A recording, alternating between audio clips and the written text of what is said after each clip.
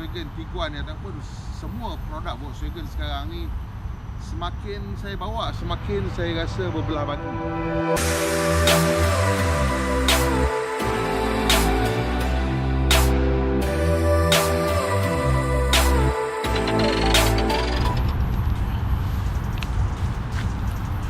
Assalamualaikum dan selamat kembali ke FTV. Hari ni kita bawa Volkswagen Tiguan All Space Elegance. Jadi sebenarnya kalau awak tengok channel ni dah banyak kali jugalah kita datang bawa pandu uji kereta ni. Cuma kali ni kita dapat variants yang elegance, iaitu yang mid range. Dan setiap kali saya bawa Volkswagen Tiguan ataupun semua produk Volkswagen sekarang ni, semakin saya bawa, semakin saya rasa berbelah bagi. Antara sebab ni kenapa saya berbelah bagi lah kerana saya suka kereta ni sebenarnya. Bila kita tengok dekat Tiguan ni, dia punya spesifikasi ni semuanya kiranya lengkap lah. Dah tak ada apa sangat yang saya nak rasa nak teringin dalam kereta ni. Sebagai contohnya, of course kereta ni basicnya kita tahulah yang ni ialah enjin 1.4 TSI. So power dah cukup banyak dah, 150 PS. Torque pun 250 Nm. Gearbox 6 kelajuan DSG. Apa lagi nak? Rim pun okey, Frankfurt 18 inci. Segak dah reka bentuk dengan dia punya gaya yang lebih tajam, bersegi-segi, bersudut-sudut yang sangat trending sekarang ni. Dari segi reka bentuk, dari segi spesifikasi, tak ada apa yang saya nak komplain. Jadi kereta ni kali ni saya nak bawa dia pergi ke jauh lah, nak pergi tengok lagi sekali lah, nak re-examine. Kenapa setiap kali saya bawa Tiguan ni saya rasa macam celaru sikit. So kali ni kita bawa kereta ni pergi ke satu loop yang besar. Kita pergi daripada Kuala Lumpur pergi ke Kuala Terengganu, daripada Kuala Terengganu pergi ke Cameron Highlands pergi ke Kuala Kangsar dan balik ke KL. Jauh lah jarak dia, Dan sepanjang perjalanan tu, antara benda yang paling saya perasan ialah kereta ni memang dah sampai pada satu tahap kehalusan kejuruteraan, kehalusan pembikinan, kehalusan reka bentuk yang tinggi. Bila kita masuk dalam kereta tu, kita tengok dia punya kabin, semua duduk terletak elok. Itu tak pelik pasal Volkswagen memang macam tu. Dan dari segi dia punya maklumat yang dipaparkan melalui skrin tengah tu, melalui skrin pemandu, semua jelas, semua elok, semua tak ada apa yang kita nak berasa tak kena. Dan bila kita memandu pun kereta ni typical of Volkswagen. Dia punya ride quality dia elok, dia punya suspension control is very nice, dia tak terlalu float, kecuali anda keadaan yang ekstrim lah, di mana jalan sangat beralun dan kita bawa sangat laju, ada sikit rasa float. Sebab itu satu benda yang kita tak boleh nak expect Volkswagen boleh iron out completely, sebab of course this is a compromise untuk keluarga. Dan 99.9% of the time dia punya ride and handling dia no complaints. So talking about chassis, satu lagi benda yang kita kena sebut ialah dia punya NVH level Tiguan ni memang cukup impresif. Kiranya kalau kita bawa atas lebuh raya ke atas jalan biasa ke, bunyi ataupun gegaran daripada enjin dan daripada jalan tu memang tak masuk. Gegaran daripada enjin tu hanya kita rasa bila RPM tu naik tinggi lah, lebih pada 2,500 ke, dan mula ada rasa sikit lah gegaran daripada enjin tu. So, dan in fact salah satu benda yang kalau ada nak komplain lah, komplain dia, iaitu dia punya pintu dia kena slam kuat sikit lah. Dia tak macam kalau macam setengah kereta kan bila lepas prak dia masuk, tutup kan tak boleh. Tapi itu pun ada sebab dia sebenarnya. Sebab ni ialah NVH tadi lah. So bila kita memandu kereta ni pada kelajuan lebuh raya, bunyi angin tak masuk, bunyi daripada luar tak masuk. Kenapa? Sebab rubber sealing dekat door dia tu cukup bagus. But of course rubber seal ni you ada kena compromise lah. Kalau you nak bagi dia betul-betul cantik, memang rubber seal tu dia kena ada extra force nak compress dia. Jadi itu sebabnya kenapa pintu tadi kena slam kuat sikit lah, kan. So of course you boleh design macam-macam cara lah supaya the door closing force tu masih lagi sangat lembut ke apa ke. Macam untuk kereta-kereta yang lebih mewah, macam Mercedes yang besar-besar ke S-Class ke ataupun BMW 7 Series, dia orang ada self closing door. Itu salah satu cara lah macam mana nak memastikan penumpang masih lagi rasa macam pintu tu senang nak tutup, walaupun dia punya rubber seal tu dah agak tebal, nak bagi senyap dalam kereta. So yang dekat sini ialah kena slam kuat sikit. So for me is nothing. But just that rumah saya dia kata, apa sebab pintu kereta ni kena slam kuat sangat? Dia rasa macam tu pula. Setengah orang dia suka berat. So it's not really a complaint. Dan untuk yang elegance ni, bila kita masuk ke dalam cabin, kita dapat leather seats. Dan seat tu reka bentuk dia cantik dan okey. Dan ada power seat. Dan untuk driver ada lumbar support adjustment. Really can't complain. Ergonomics, ruang depan. Barisan kedua pun cukup selesa. Saya boleh duduk belakang saya kat barisan kedua dengan masih lagi banyak ruang kaki. Ruang lutut pun memang banyak. Dan juga barisan kedua tu kursi dia boleh gelongso ke depan ke belakang dan kita boleh sandarkan. The cabin punya practicality, versatility, comfort, I really have nothing to complain about lah. Of course kalau kita nak compare space, mungkin some of the Japanese models can offer a bit more space lah. Kereta ni agak compact sikit lah. Dan of course barisan ketiga is occasional seats lah. Dia bukan untuk penggunaan harian lah. Tapi reka bentuk semua solid daripada depan sampai belakang, semua solid. In fact kalau kita masuk ke dalam boot pun, tempat ruang barang, kita tengok memang this is a level yang tinggi lah. Sebab dia ada seat release yang dekat tepi pintu tu, dekat belakang, dekat boot punya opening, kita boleh nak turunkan seat, kita ada lever untuk tarik. Jadi benda-benda macam ni semua ialah benda-benda yang dia tak boleh design untuk satu kereta je. Pasal benda-benda tu semua ialah benda yang memerlukan mekanisme untuk release. Jadi untuk Volkswagen, pasal dia ada banyak syarikat dalam kumpulan dia dan banyak jenama-jenama mewah yang semua memerlukan benda tu, jadi memang dia orang ada mekanisme tu, mekanisme untuk menurunkan seat tu.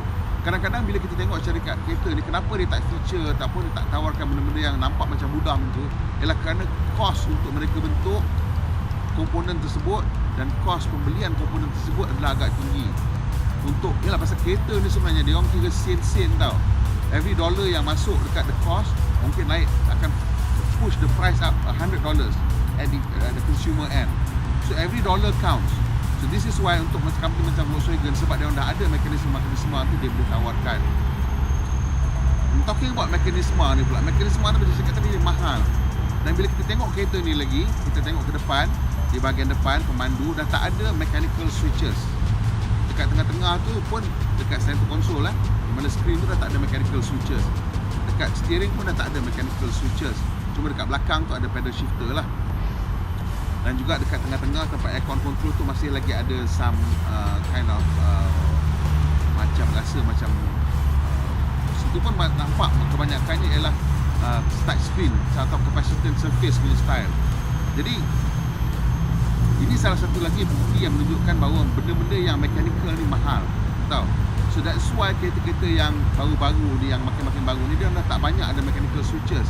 Sebab kos dia adalah lebih rendah. Pasal mula-mula dulu bila capacitive switches ni diperkenalkan, dia hanya datang kepada model mewah kerana ialah persepsi sebenarnya. Dari segi kos lebih murah untuk menawarkannya pada model-model mewah. Jadi untuk syarikat-syarikat kereta, benda lagi murah tapi persepsi nilai dia lebih tinggi. So dia letak dekat model mahal, dia jack up the price, so dia makan margin yang lebih selesa kat situ. Untuk kereta-kereta yang murah-murah kat bawah-bawah entry level ni masih lagi menggunakan mechanical switches, margin dia tipis. So dia orang tak galakkan sangatlah kat situ. So dia bagi nampak berbeza macam tu supaya orang tak beli kereta-kereta yang model-model yang di bawah sangat ni.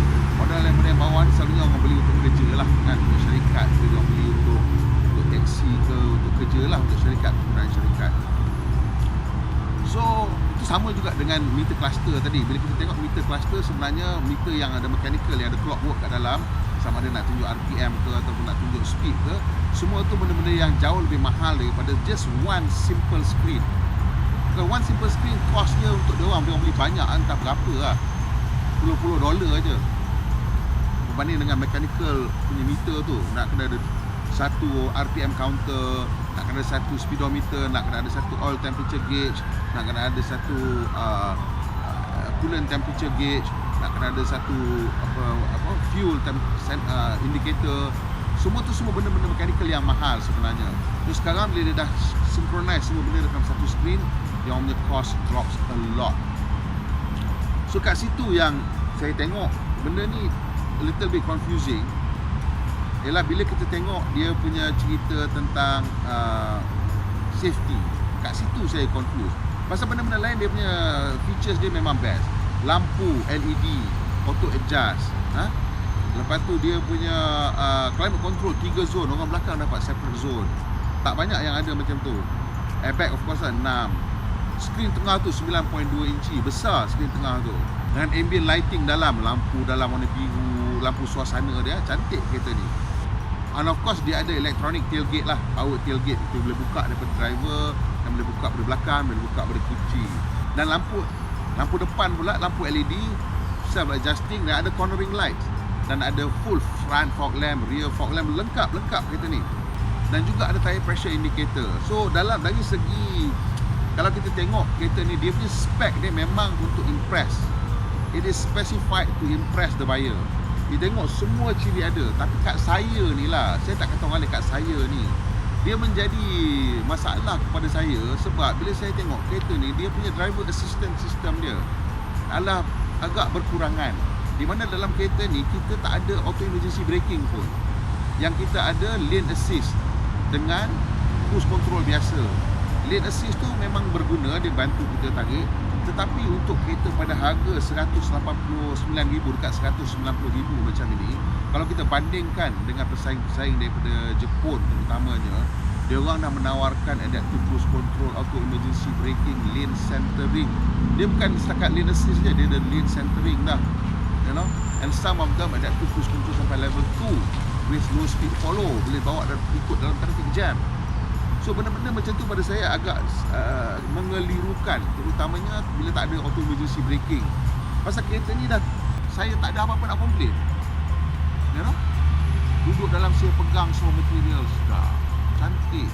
Semua barang-barang dalam rasa mahal. Tapi bila benda safety macam auto emergency braking tak ada ni, jadi saya macam jam sikit lah. Mungkin lah, mungkin ini satu produk yang telah dispesifikasikan 2-3 tahun yang lepas katakanlah. Tapi even taking into account 2-3 tahun yang lepas, syarikat macam Perodor dah mula menawarkan auto emergency braking dekat model-model basic diorang.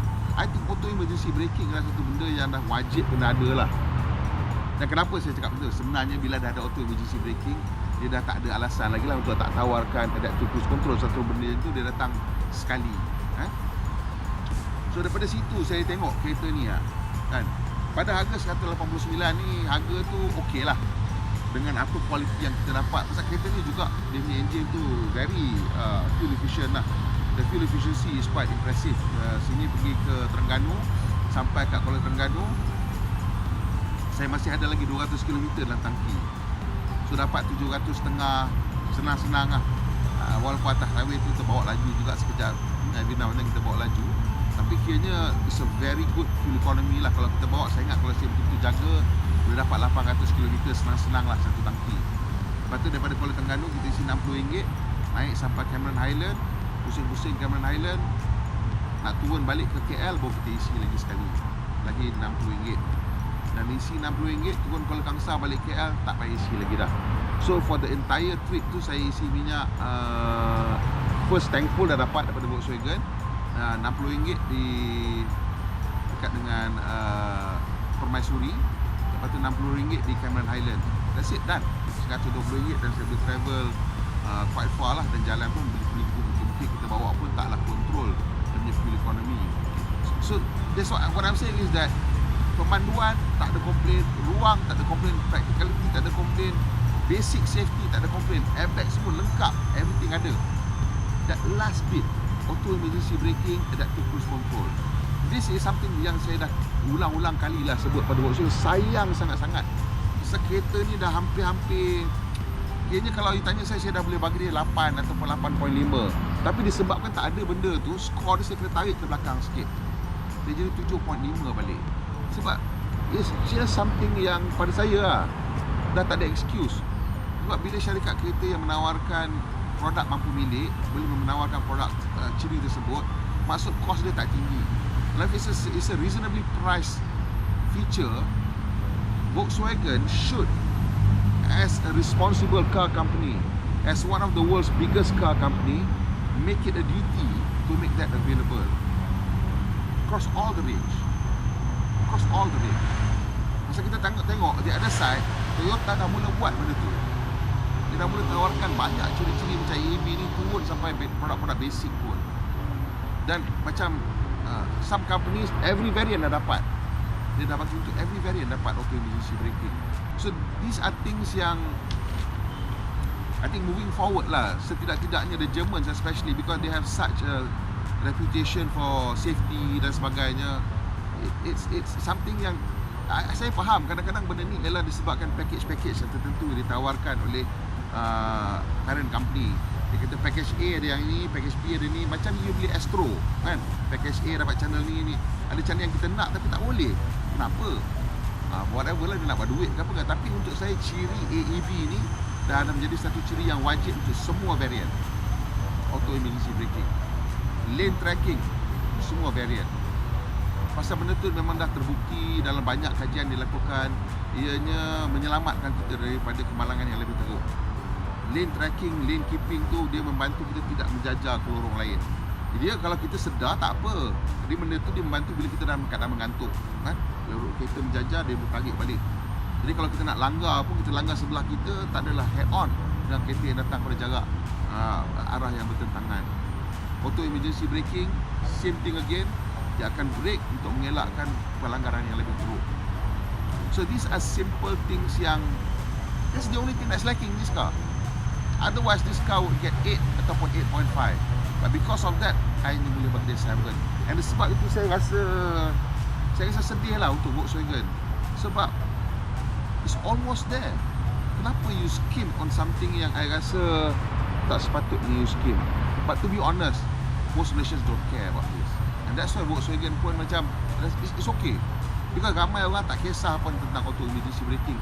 Saya ni because I feel like saya ni sepatutnya sebagai suara yang advocate ataupun meminta ciri-ciri keselamatan yang penting yang patut ada pada kereta. Dan salah satu benda yang saya memang selalu kempenkan ialah auto emergency braking dan juga adaptive cruise control dan lane tracking ataupun lane keeping assist dengan this.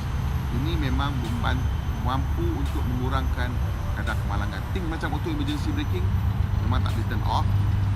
Lane tracking tu boleh turn off kalau nak, tapi mungkin kita boleh buat satu syarat benda tak boleh turn off. Kerajaan Malaysia boleh buat. Dan benda-benda ni semua just the last few inches yang akan membantu untuk menjadikan semua kereta atas jalan raya lebih selamat dan mungkin boleh membantu mengurangkan angka kemalangan. Kereta di Malaysia ni angka statistik kemalangan jalan raya kita teruk sangat. Dan sebab itulah saya rasa passionate sangat tentang ciri keselamatan. Okay, that's enough of my rant today tentang the Tiguan All-Space Elegance, which at the base of it saya suka sangat kereta ni. Tapi cacat cela dia tu sikit tu saya kena sebutkan. Jangan harap faham lah kenapa saya cakap macam tu. So tolong saya sikit tekan butang like kalau suka video ni dan kongsikan dengan kawan-kawan. Kalau hang nak beli SUV keluarga, kena tengok kereta ni. Ini kena tengok, walaupun tak ada ciri tu pun kena tengok. Sebab the refinement level, the engineering quality, material quality, build quality dia sangat-sangat bagus. And of course, macam biasa, tolong kita tekan butang subscribe dan tekan butang lonceng supaya tak ketinggalan bila kita buat video terbaru. Pemandu Malaysia, pemandu yang berhemah. Kita jumpa lagi, insyaAllah.